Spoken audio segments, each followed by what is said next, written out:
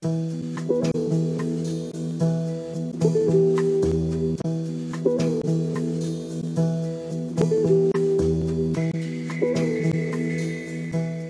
faut les comprendre d'abord pour ce qu'ils sont. C'est deux produits totalement différents puisque l'objectif final est différent. Si Rosan, c'est le grand vin. C'est ce que nous estimons mettre de meilleur ensemble dans la bouteille avec la personnalité qu'est le terroir de Rosan-Ségla à Margaux. Et c'est aussi quelque chose qui doit vieillir, qui doit donner du plaisir pendant longtemps. S'affiner avec le temps et montrer vraiment la qualité intrinsèque de ce terroir de Graves que nous avons, de Graves fines, qui donne des vins fins et élégants. Ça va très bien avec le nom de Margaux. Et le Ségla est quelque chose de peut-être plus éphémère, si vous voulez, parce que c'est fait principalement avec les jeunes vignes. Néanmoins, c'est un vin de plaisir. Le vin, c'est fait pour le plaisir, c'est fait pour boire.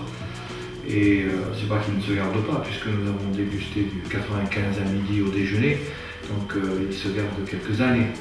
Mais c'est pas fait avec cet objectif-là au départ. Il y a de très beaux millésimes qui se gardent mieux que d'autres. Mais c'est principalement un vin de plaisir qui peut se boire après 4 ou 5 ans de mise en bouteille.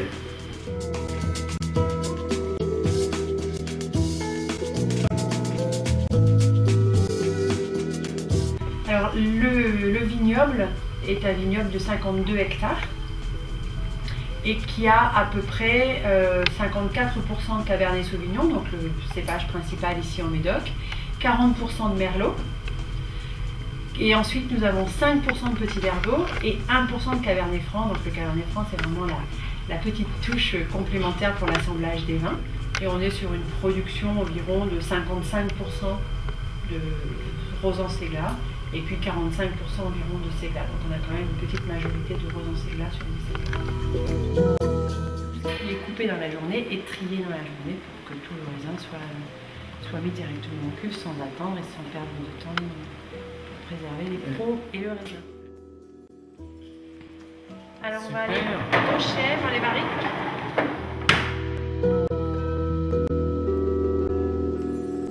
Et environ sur ce millésime-là à 55% de barriques neuves. Nous vivons que du chêne français, du chêne neuf, oui. Parce qu'on est sur Margaux et que nous avons des vins qui sont très fins, très élégants. Donc voilà, on respecte vraiment le vin. Et on ne met que 50 à 60% de barriques neuves sur le millésime. Un bel endroit où il va finir ces derniers mois. Voilà, c'est un peu la pouponnière. Voilà, avant que le petit... Voilà, avant qu'il ne voie le jour. Voilà, avant que le vin ne voie le jour, il reste ici. Il va être soutiré tous les 3 mois. On fait des soutirages manuels, oui. Très traditionnels. Nous ferons aussi les collages de blanc d'œuf frais. La dernière clarification donc. Exactement, pour faire une mise en bouteille à peu près 6 mois après. C'est un bel endroit, on s'y sent bien et ça sent bon ici. Oui, hein, on a déjà les parfums et ça donne envie de goûter tout ça. Voilà, on va passer à la dégustation dans très peu de temps pour vous donner une autre idée du vin. Bon, super. Ces dernières années, on a pas mal de bons millésimes avec leur propre personnalité. 99 pour commencer.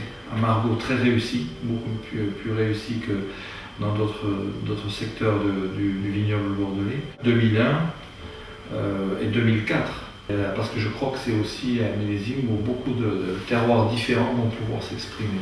On va avoir une très belle palette de vins 2004 à boire dans les 5-6 ans à venir. C'est vrai que malgré qu'ils soient un peu étouffés médiatiquement entre 2003 et 2005, c'est une belle découverte de Bordeaux. Absolument, et on va le redécouvrir dans quelques années, j'en suis sûr. Eh bien, j'en bois un peu plus, c'est pas mal. C'est vrai qu'il n'y a que le nez qui est un peu... Vous avez senti? Non ?